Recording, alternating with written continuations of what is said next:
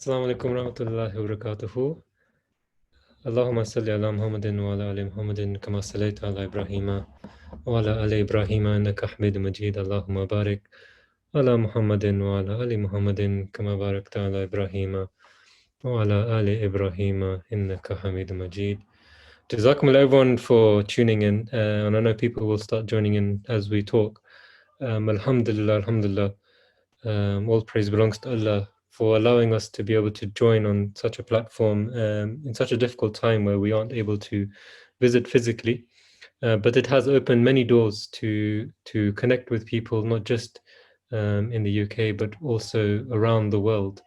And for the past few days, we've been going on this virtual tour all around Europe, trying to understand how the Jamaat is functioning in certain countries. We've been to Iceland, we've been to Ireland, and we've also understood what Tabligh means and why we all should be taking part in Tabligh. And as we are in this Tabligh Ashra, these 10 days of Tabligh Ashra, focusing on preaching and getting the message of Islam out there.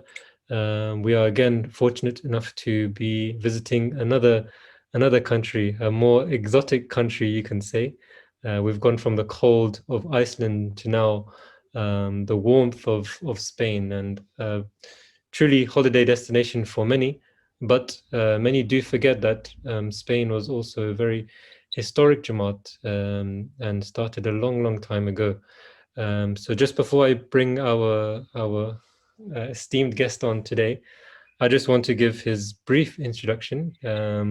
Of course, it's not can in no way justify how much work he's actually done in his life, but just to introduce our guest, missionary Jasser Malik Sahib.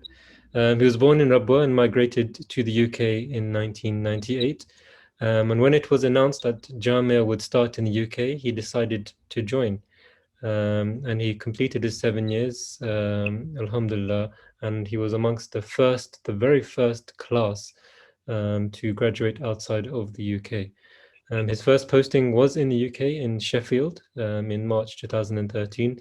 And during that time, he had the opportunity of serving in Voice of Islam and with the Tarbiyat department as a counselor.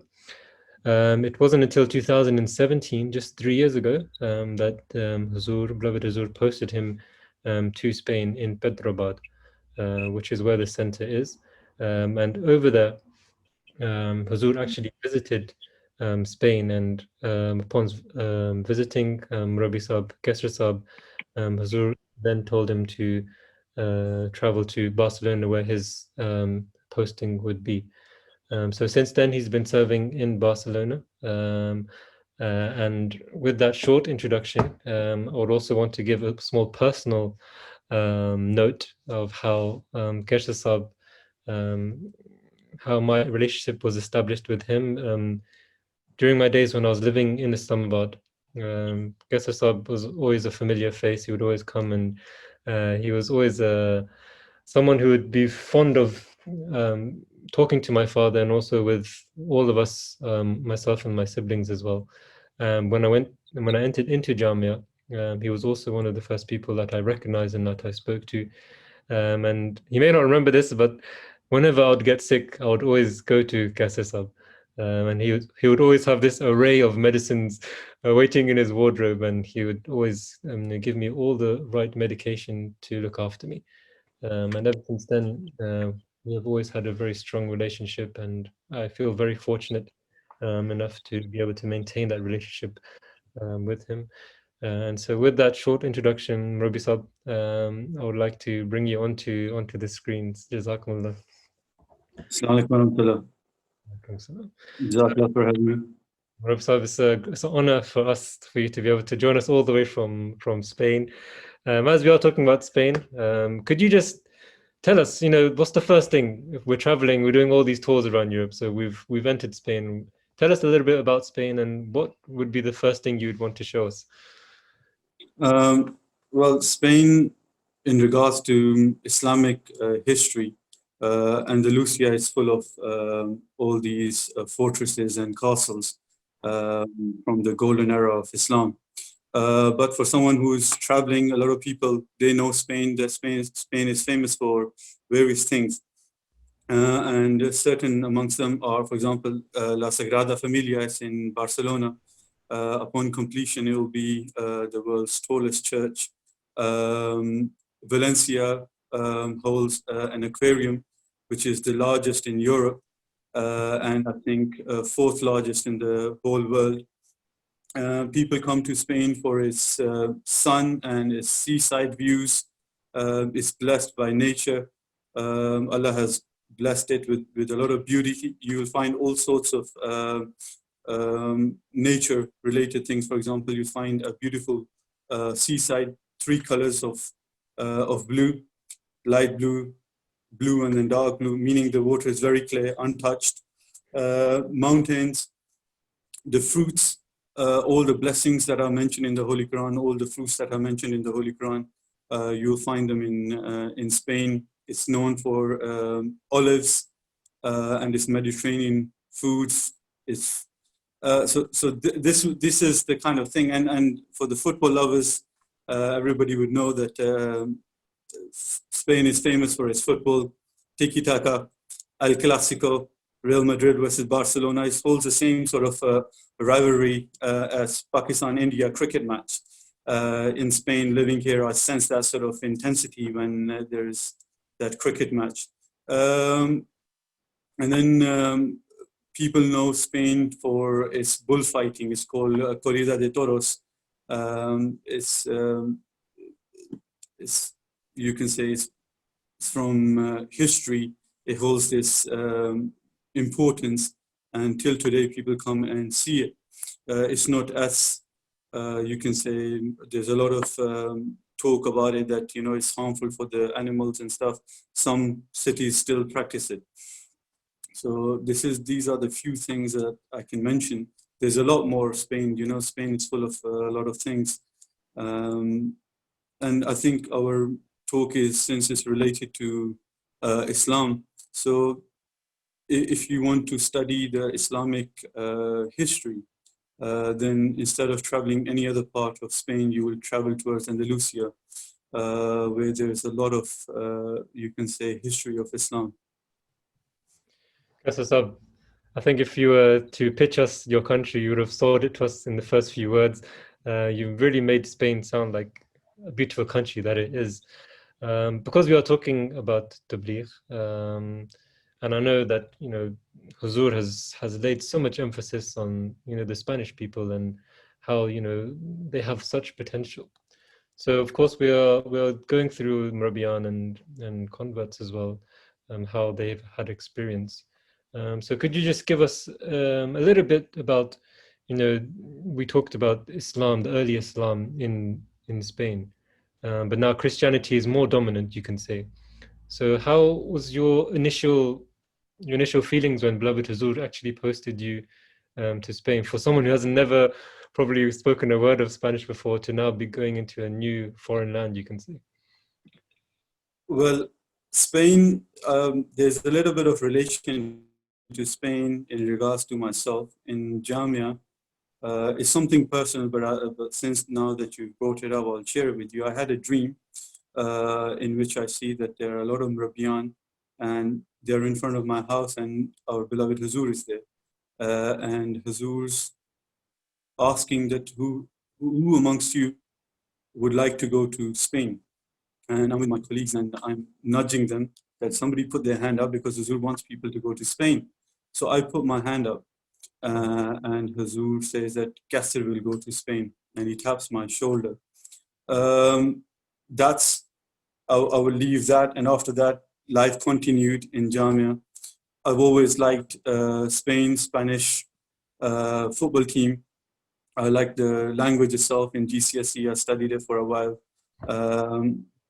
So when I was told that I'm going to Spain, I was overwhelmed, and it reminded me of my dream. And when I met Huzur in his office, he tapped my shoulder, and that was in a way that how I saw it in my dream. So with a lot of, you can say, with a big mission on my shoulder, I came to Spain. And you're talking about Islam in Spain and Christianity. Islam entered in Spain in 711 with Tariq bin Zayed when he entered Spain.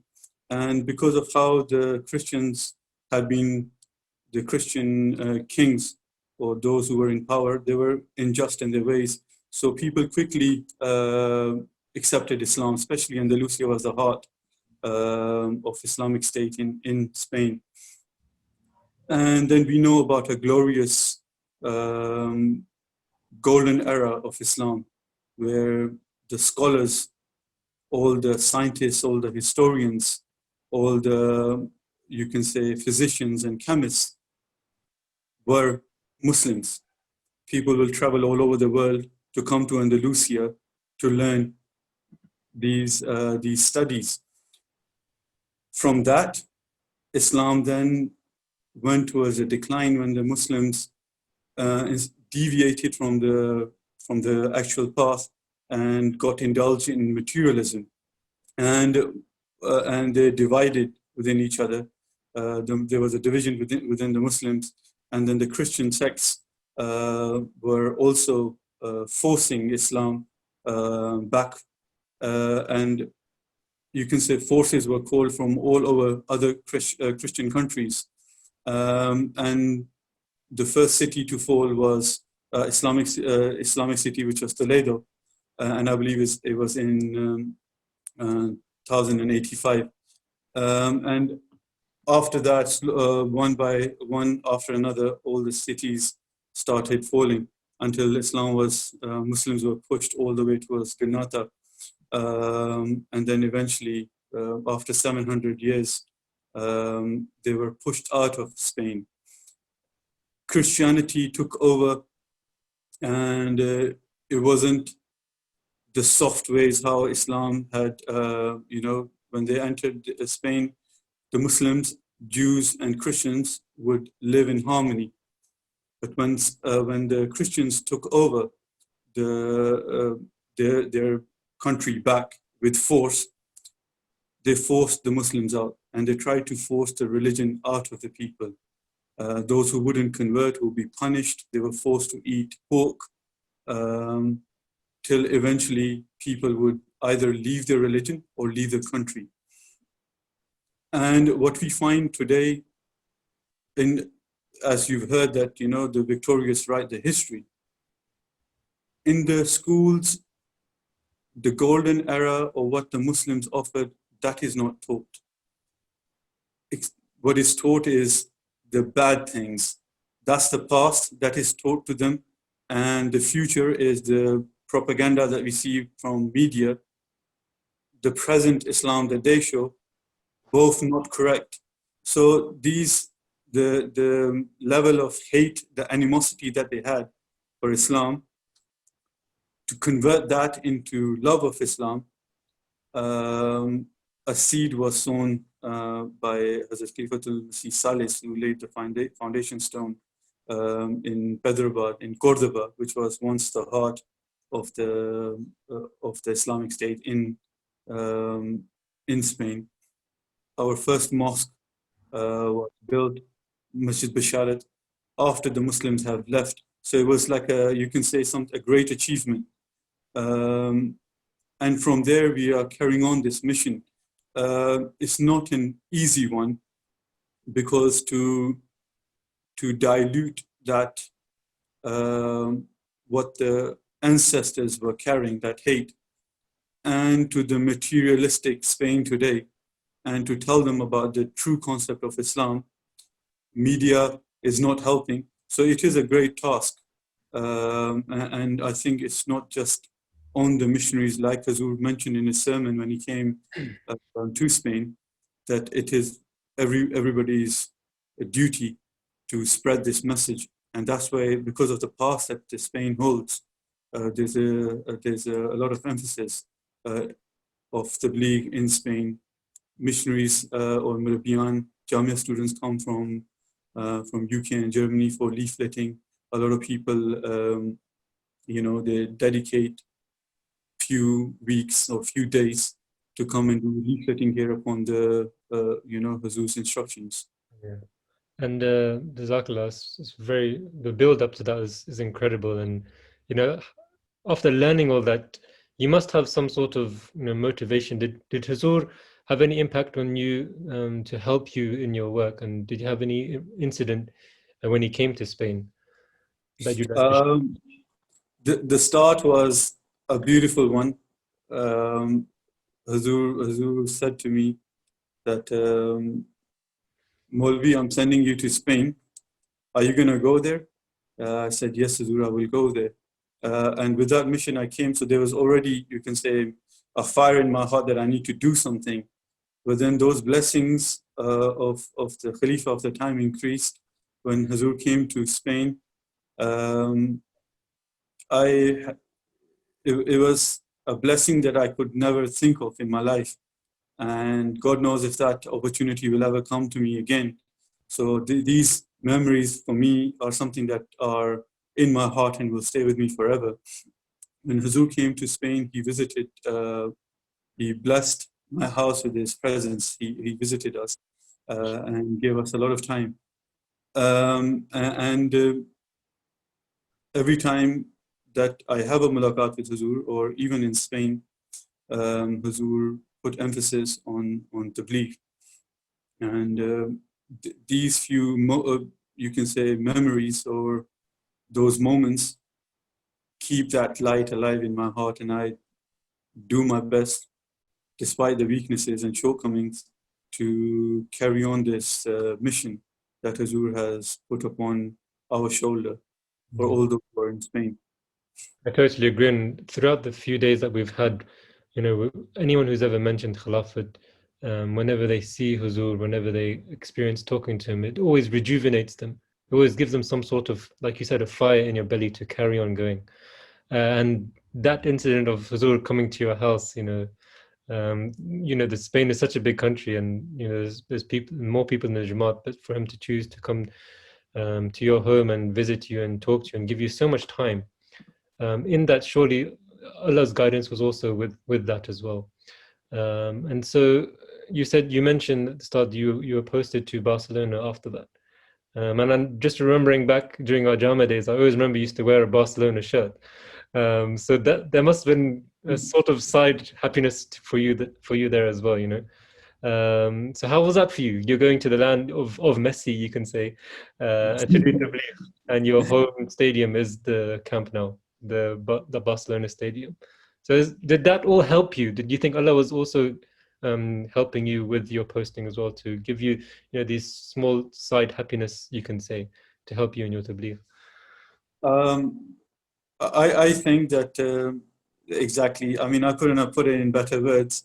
That this was something that it was going to be an opportunity that I was going to have to go to Spain. So I think the love for Spain, or for the Spanish country, or for Barcelona, I think it was all pre-planted in my heart, and each moment, like for example, for me to come to Spain was like you can say something of great happiness. And then while I was working in Masjid Bisharat, that was also a blessing, because Hazrat Limsi Salis had laid the foundation stone. Hazrat Limsi Rabi had inaugurated their mosque. There was a beautiful sermon that was delivered in that mosque, and it's on YouTube, readily available for everybody to hear. So I was in love with Masjid Bisharat, and I could not even think of that I would be posted to Barcelona. Hazur came, and Hazur said that, Maulvi, you're going to Barcelona. To me, that at that very moment, I think Messi was the last thing that came to my head, or the fact that I love the football team. And afterwards, when I came to Barcelona, all these things came afterwards. But when I was leaving Hyderabad, it was for a mission that Hazur said that I'm sending you there so you can build a mosque, and so you can do Tabligh there, and that was the purpose. Wow. Everything else, I think, is just like a blessing from God.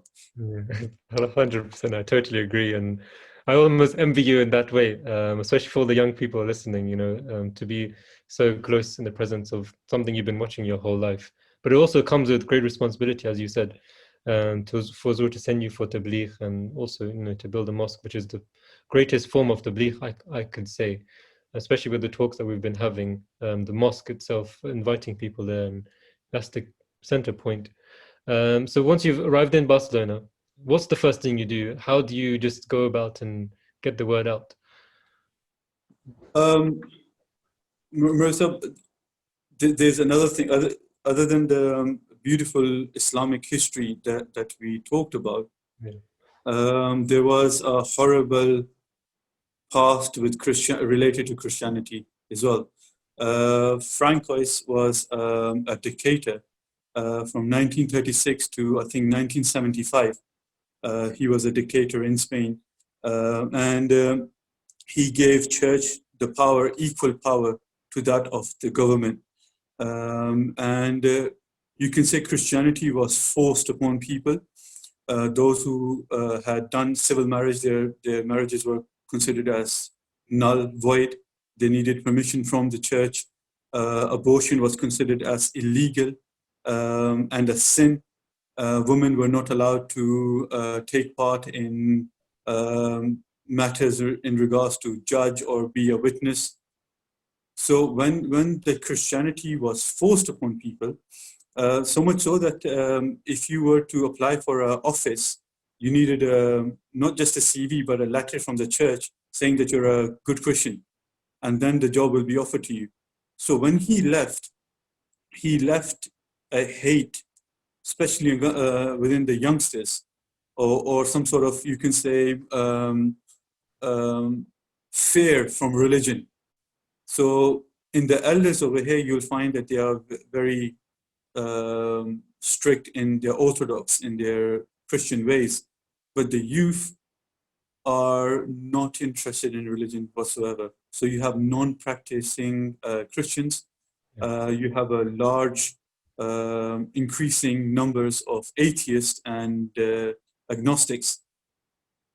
To start tabligh with people who are not interested in religion altogether is a tough job. Yes, like everywhere, you must have heard that, and as it happens in UK, we put up the tabligh stalls. We go out and do leafleting and try to get people. What we are doing nowadays during this COVID-19 is we are doing online conferences. So about 4 conferences are taking place every month. That's one conference each weekend, one in Arabic, one for English-speaking audience, one for African native, Maulana Khurshid Sahib, because he speaks various languages, including French. And then we have the Spanish conference, because our tabligh is not just for the Spanish people here, but also for there are a lot of Africans who live here. There are a lot of Arabs who live here as well. So with these, we call it charlas, meaning talks, which are happening online. Because Hazur said that go and do tabligh how it is done here in UK. And looking at after observing for a while, I realized that the moment I mention Islam or religion to someone, not just Islam, but the word religion, people try to run away from it. So why not do what the Quran says, that if one squeezes the Holy Quran and it becomes 2 droplets, it is Hukukullah and Hukukul Ibad. Hukukul Ibad is a central point, I believe, for you to show, like Hazur mentioned, by your character, what you believe. And it is said, as it is said to the believers, that why do you not do what you say? So it is important to practice Islam than to preach, because preaching is related to it. And I believe khidmat-e-khalq, or doing humanitarian work, working with charities, is one way for people to question me, rather than me saying to them that I have a message of Islam for you, or I have a beautiful message to give you, they do not want to hear.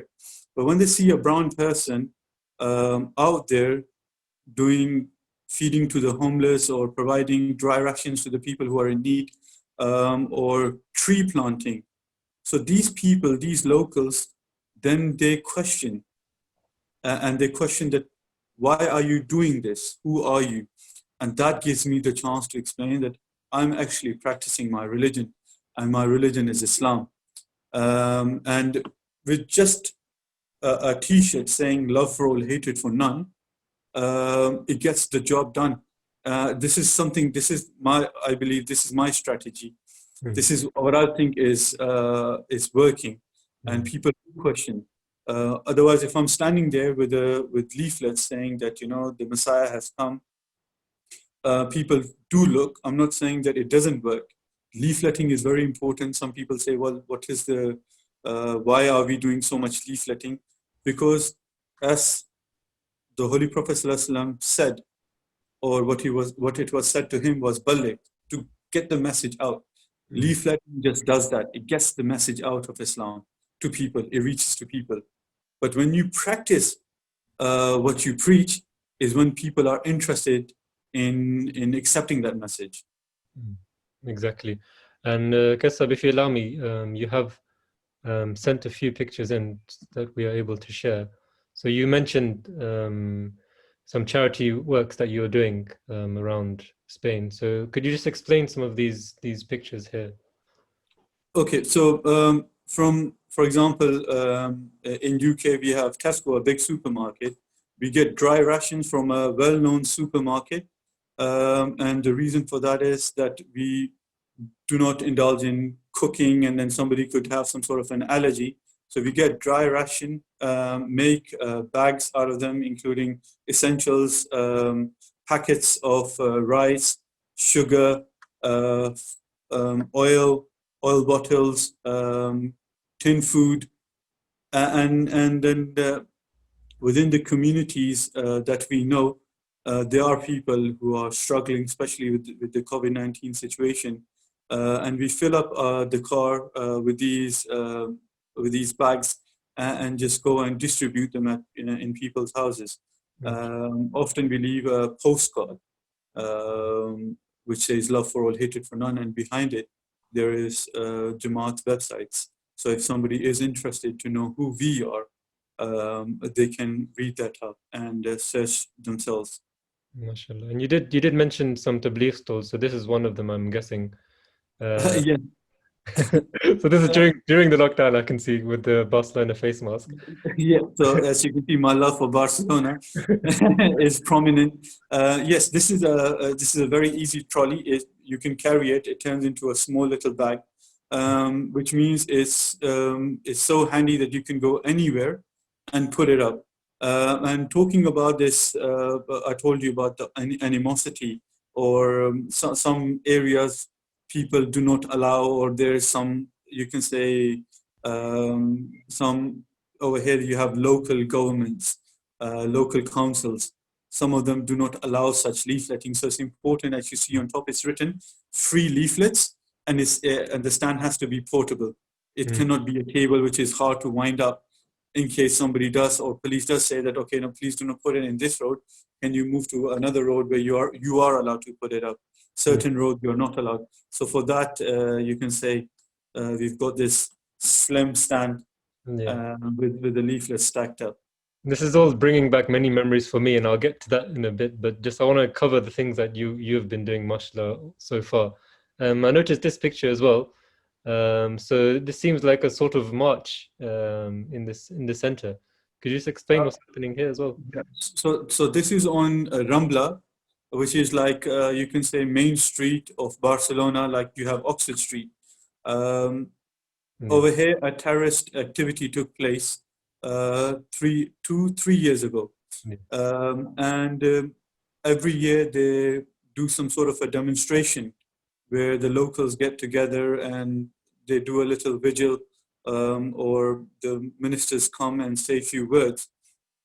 And we were out there with our banners, or love for all, hatred for none, united against extremism, and the message of Islam, as you can see, is mentioned that killing one person, innocent person, is like the killing of the whole of humanity. Yeah. We were there. There were very few people who were, you can say, outsiders, they call it, extranjeros, people who are not Spanish. And it gave us a chance for people to look at these banners when someone else who is a Muslim, because this, you can say, horrible attack, unfortunately, was done, and the terrorists were saying that they done it in the name of Allah, sadly. So while you are there, you're a Muslim, and you're holding these banners of love for all, hatred for none. It actually gets out the true message of Islam, which is of love, respect, loyalty, and peace. And a lot of media took cover of that. We had a lot of interviews where we had the chance to explain the true message of Islam. MashaAllah. And that's really incredible. I think, like you said, the first step is, getting the message out. But, the real tabligh is when you're actually out there and you're talking to people and you're telling them what the message of Islam is, and they're seeing practically what you guys are doing. And I think it's so beautiful that Jamaat, we capture the moment when something happens. We're the first onto the scene, and we're trying to deliver the message of the true Islam and what Islam truly teaches. And I said this brings back many memories. I just had a few pictures to share with everyone. So this is us during when we came to Spain. It's just last year. So Beloved Huzur gave us a target of 800,000 leaflets to deliver in 1 month. And that's a lot. We initially thought that this is probably never going to happen. If it was to happen, then we would have to somehow spread through the whole of Spain. So this is exactly what happened. We were 2 classes from Germany and from UK, as you know, Kaisasab. And we were split into 4 or 5 different people in each group. So one went to south, one went to the east, west, north, middle. Our group in particular went to the north. And in the north, as you know, it's a very, very nice area. But along with that, it's a very Christian area. If you go to Oviedo and these sorts of places. We were able to witness, even some rituals that they do in Oviedo to do with Christianity. So we had a big task, and our goal wasn't to only just deliver these leaflets. And I still remember the words that we use is "Masaja de paz," message of peace. It's written on the leaflet as well, and we managed to pick up some of the language, which the locals really appreciated. But that's as far as we really got. Then we'd start speaking in English. But one thing which we really did realize, especially in Spain, and I think this is why Beloved Huzur put so much emphasis on Spain, is that they listen, and they really want to know what you're talking about. And we felt that there is something in them. You mentioned the youth, and the youth did have something in them. They didn't say we don't believe in God. They said we believe there's something there, but we don't know. And many people even said that we meditate for one reason or another. But when we told them about, the Islamic history and maybe some of your ancestors come from Islam, they were shocked, and they wanted to listen to more and more on what we had to say. And many of them do take the leaflets, and this is the amazing thing. And that's why I believe that we achieved our goal of 800,000 leaflets, alhamdulillah. But on top of that, the conversations that we had, and many people even were so interested that they even want to accept Ahmadiyyat in the short time that we were there, shows how much potential Spain really does have. So on the last picture, this is one of the converts to Ahmadiyyat in Spain, from Morocco. I guess maybe you can explain more of this gentleman's story, please. I do not know his story, but his name is Hakim, and he's in Hyderabad. He works there, but he's definitely you can say a muballigh in a way that all the Arabs who see our mosque or are from Morocco or any other Arab countries, he speaks to them in Arabic, and he does tabligh to them. And mashallah, he's a, you can say, muballigh in that essence, that he loves doing tabligh. and he's always there. Especially when I was in Hyderabad, I remember when we used to go out for leafleting. He used to come along with us. There are a lot of areas where there are a lot of Arabs, and he used to take care of speaking to Arabs in their language, which they used to appreciate a lot. Alhamdulillah, yeah, like I say, he's such a nice gentleman, and especially with his Arabic, he's very friendly, and you can tell straight away that, you know, he's such a pure-hearted man, and his knowledge, it was unbelievable, and I couldn't imagine it myself, but a great asset for the Spain Jamaat. Moving on, Qasir Saab, we mentioned about Christianity. Have you ever had dialogue with Christians, and if like a proper debate, and what sort of things do they bring up when they're talking? And so that we can also learn from our side what kind of arguments that we need to learn to be able to talk with a Christian. So with Christians, I think the arguments are very similar to where you find everywhere else in regards to what is the status of women. Islam, they are inferior. So, like Hazur says that, Hazrat Mutarabi used to say that you compare a religion with a religion, right? One story that I have is I was traveling to Navarra to meet a new convert. I was doing tabligh to this gentleman. He was studying in Navarra University in Pamplona. And I was sitting next to a person who was reading Bible. And at that time, my Spanish wasn't that good. So I asked him that, are you reading Bible? And he knew English. He was a student. He was a theologist, and I think he was becoming a missionary and a Christian missionary. He was, and the kind of, then I had a long talk with him and realized that in regards to arguments, they do not have the answer to the question that we posed. And I questioned him that, you know, please tell me, are you a Christian? He said, yes. And he said, I'm going to become a missionary and I'm going to spread the word of Christianity.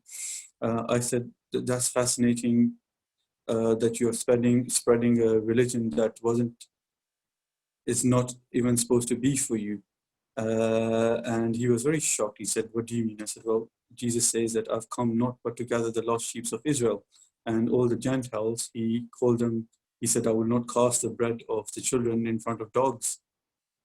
Yet you do not look as a, you're not a Israelite, are you? He said, no.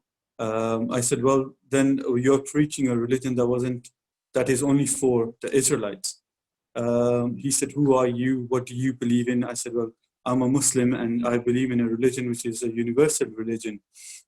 Then we started talking how a typical dialogue goes between a Christian and a Muslim. And I said, okay, you believe that the sole purpose of Jesus was to come and take the sin of people on his shoulder and die on the cross. He said, yes. So we carried on talking. Then I left that topic and I carried on talking about other things. I said, are you excited in becoming what you're becoming? Are you looking forward to it? He said, yes, I am. And I said, okay, well, what will be your feeling like on the day of your graduation? Are you going to be happy? He said, yeah. I said, you feel victorious? He said, yeah. I worked really hard to become, what I'm becoming. I said, that day will be the day of success, isn't it? He said, yes.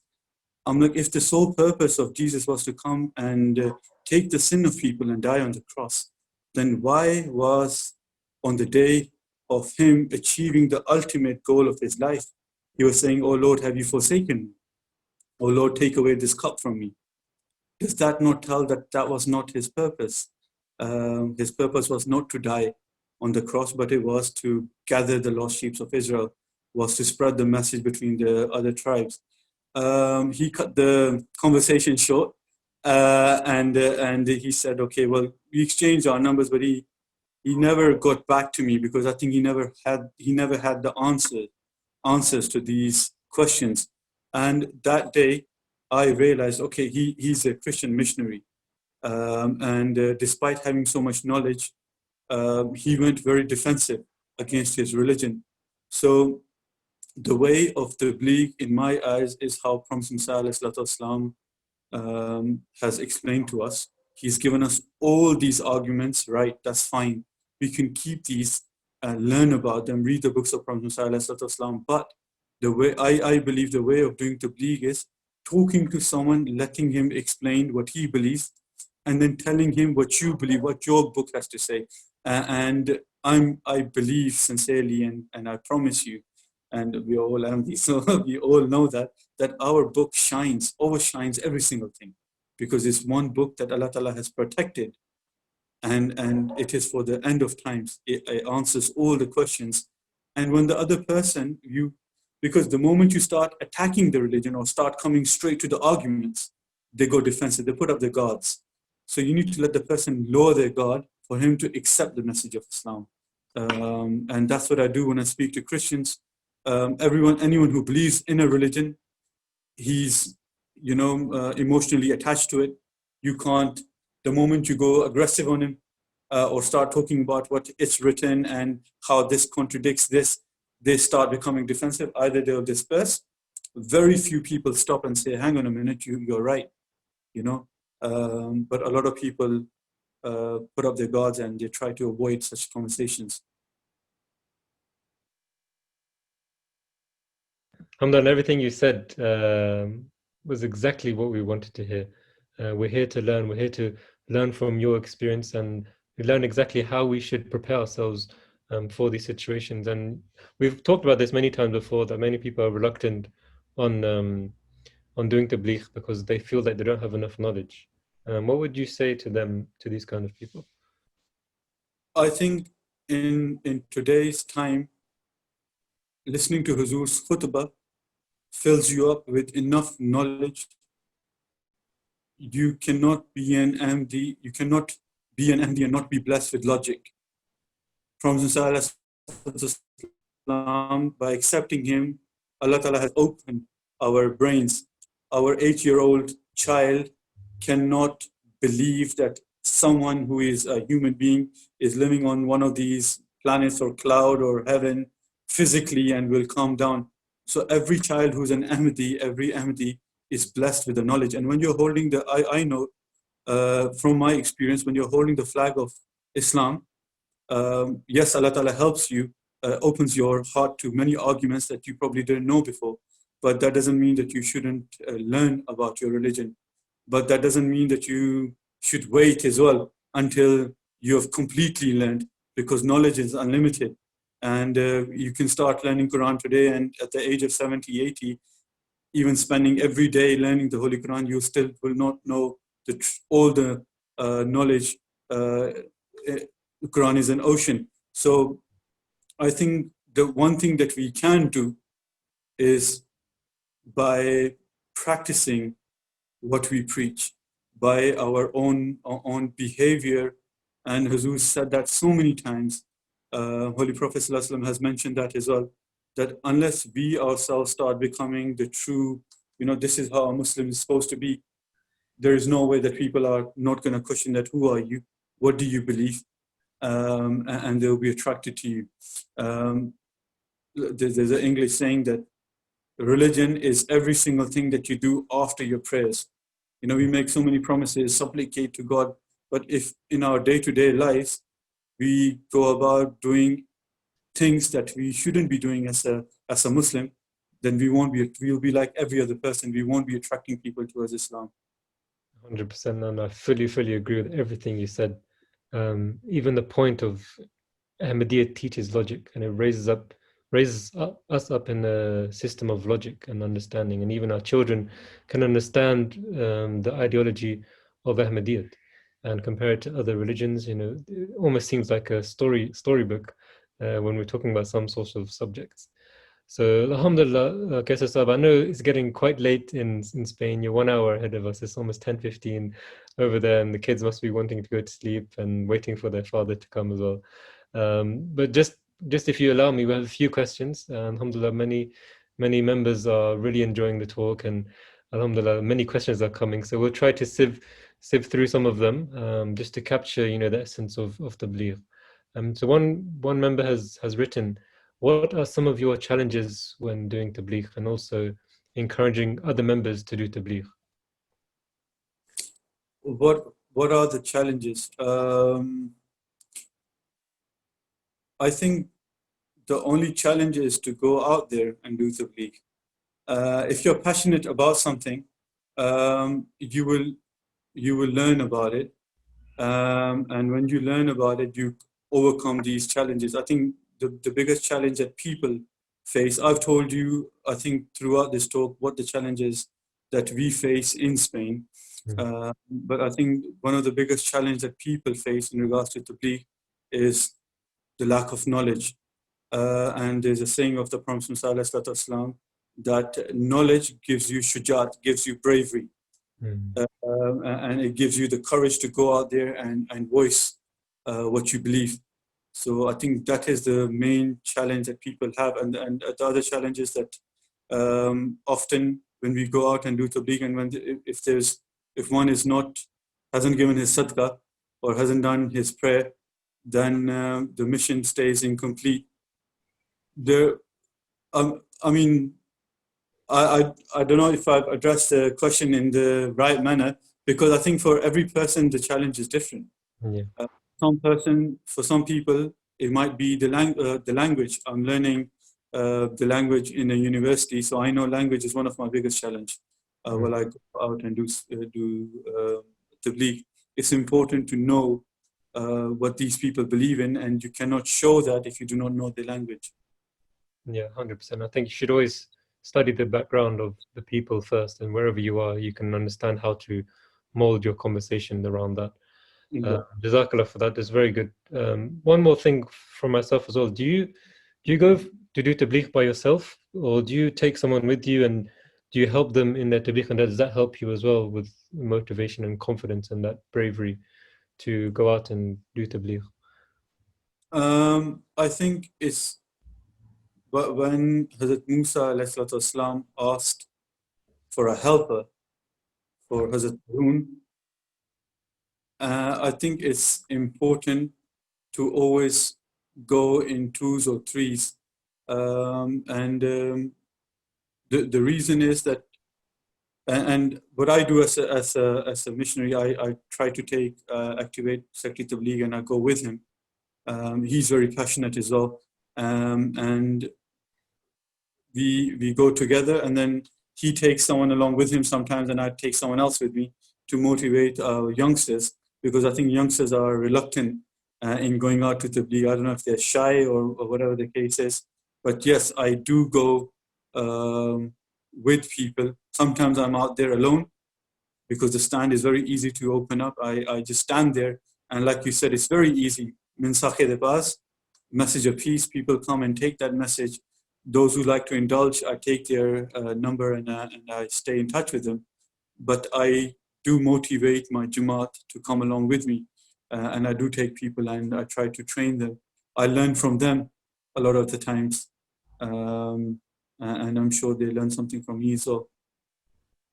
And that's very, very useful tips. And I'm sure everyone can relate to that. And maybe that's something that people struggle with a lot. I know, especially here, sometimes motivating people can be the hardest challenge. Many people have the passion, but sometimes you need the backing with you to be able to go and carry out your task. So Jazakallah for that wonderful tip there. We do have a question that's coming all the way back from Ireland, from Yusuf Saib. He's asked, are Spanish people aware of their Islamic heritage? Do they teach it in school, or is it whitewashed? I wouldn't completely say whitewash, because you see, you can't hide the past, but they do not teach the past properly. They do not teach the golden era of Islam, or what Islam has offered them. Even in their words, there are a lot of Arabic words. Their ways, their food, every single thing is influenced by Islam. And like Jahangir Sahib, you mentioned that the youngsters do not know much about their past. When you say to them that maybe your forefathers were Muslims, is something strange or shocking to them. It's because they haven't been taught about that. The only things that get mentioned is how we took the Muslims out, and it's very heartbreaking. They've left few fortresses.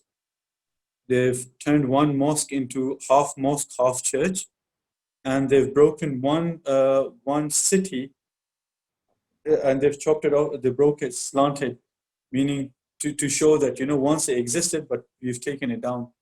So yes, not everybody is aware of the Islamic past.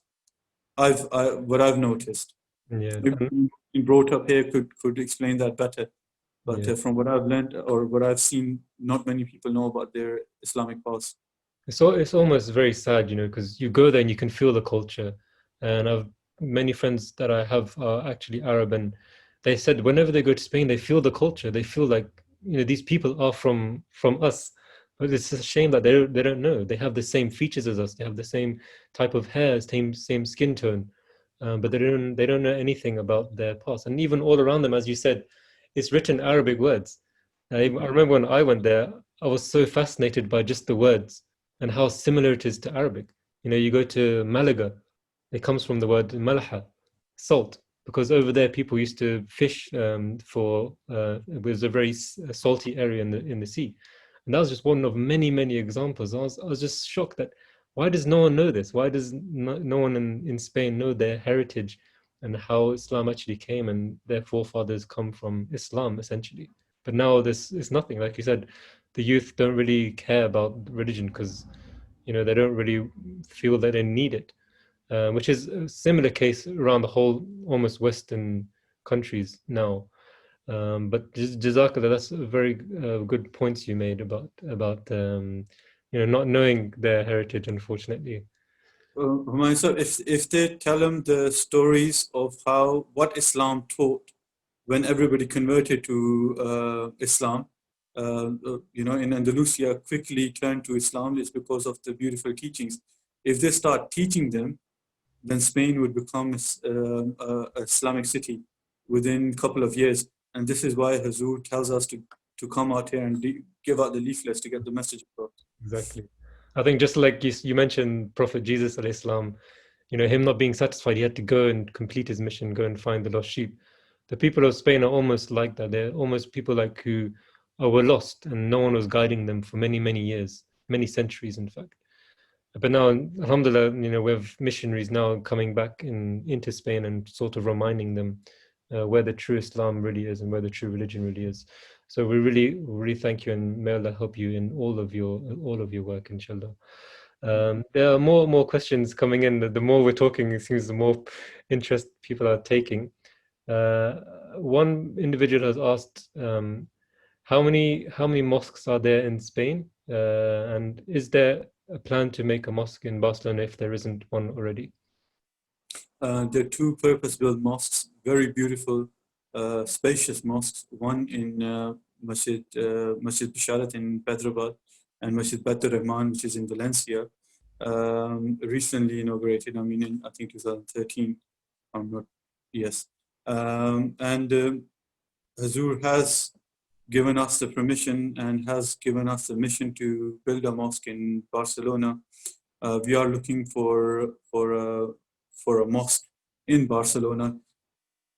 It is a tough job in that manner because of you can say that not every building can be used for religious purposes, and those which are commercial or for use for religious purposes are already under government's use. So we are still looking. I believe that with a bit of prayer and a bit more effort, inshallah, you'll hear a good news that we found a place. Inshallah, everybody prays. Yeah, inshallah. And we saw yesterday how just a mosque can have so much connection with the community. In Ireland, the mosque is called Mariam Mosque. And for Irish people, that's something. It's a nice touch because how much Mary alayhi salam is so respected, and to have a mosque named after her, it just connects the whole community back together, isn't it? So inshallah, we hope and pray Barcelona has the same effect, and will be a Inshallah. center point for the whole Barcelona and Spain Jamaat to be able to come together. Just one last question from one of our younger members. He asks, have you ever been to Barcelona Stadium to watch a football match? All this love for Barcelona, all the interest in playing football, watching. I haven't still have not had the chance to watch a game in Barcelona, unfortunately. Um, one year I was busy in my studies and just couldn't find the time to go. And this year has gone in COVID-19. But if this youngster is interested in coming to Barcelona with the purpose of the league, and I'm sure if he comes, then I'll take him along. And we'll go watch a match because it's overdue. Yeah, definitely be a good excuse to visit the Barcelona Stadium. Guess before we end, I can't end without mentioning the pioneer of Spain, who was the first Murabi who was sent to Barcelona. So could you just highlight something on him and his work that he did in Spain? Karamila Zafar Saab was the first missionary sent, and the way he's done Tabligh is inspirational. Hazur mentions him whenever the topic of Spain comes up. Those are the sort of expectations from all us missionaries, and the level of sacrifice. He earned his own bread. Jamaat couldn't afford a missionary outside. He was told to come back. He requested Hazur that Hazur, if you allow me, I'll earn my own, earnings and still preach the message. And he done a remarkable job. He used to go out with a small stall, taking itar, perfume. And as you can see, that for these people, they cannot deny their attraction towards the Arabic culture, and the love for cleanliness or perfumery is something that's in these people. And for a young man looking dressed up like a Arab prince with his ajkin and his pagri, and with a mission, I mean, I think his heart was filled with the love of God, and that light was what used to attract people, and they would come to him. And that stall was his way of doing tabligh to people. And to me, he's a very inspirational person. And the way he's worked is how I inspire, that follow the same steps. That because a lot of people in his time converted to Ahmadiyyat, and there's a lot of work that needs to be done in this country. So he's certainly an inspiring man. His family still here, and they're also very, very, you can say, involved in Jamaat work and Tabligh work, especially. And they're trying to carry on the task that their father has started. Jazakumullah, very humbling beginnings of Spain Jamaat, and something which we can all learn from. One man is enough to create a Jamaat. So inshallah, Allah give all of us that ability and that bravery, that confidence which we've been talking about to spread the message of Islam Ahmadiyyat. Kassab, Jazakumullah, thank you so much for your time. On behalf of the whole of Midlands Jamaat and everyone in the UK and around the world, whoever's listening, want to say Jazakallah and remember us in your prayers, and we will definitely remember you in our prayers as well. Inshallah, if we ever get the opportunity, we will definitely take the next ticket over to Spain and visit you in Barcelona and take part in Tabligh, and also visit the beautiful country of Spain as well. As tradition goes, Kasasab, Murabi Sab, could you lead us in silent prayer just to end this beautiful meeting with you? Jazakallah. Can you join me in your silent prayer?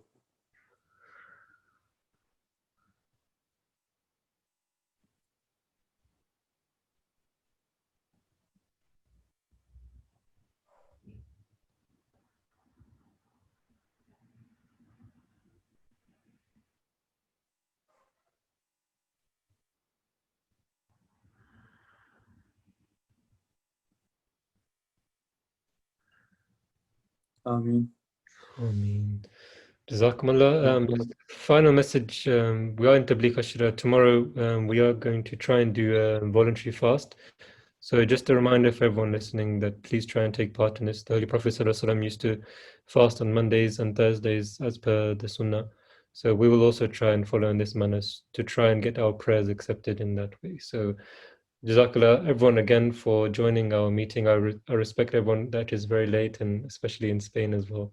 So my gratitude to all of you, and inshallah we'll see you again tomorrow, where we'll be traveling to another country, this time to Finland, and we'll see the Tabligh activities that's going on there. Jazakumullah Rabbi Sab. May Allah bless you and help you and bless your family as well in the country of Spain. Jazakumullah.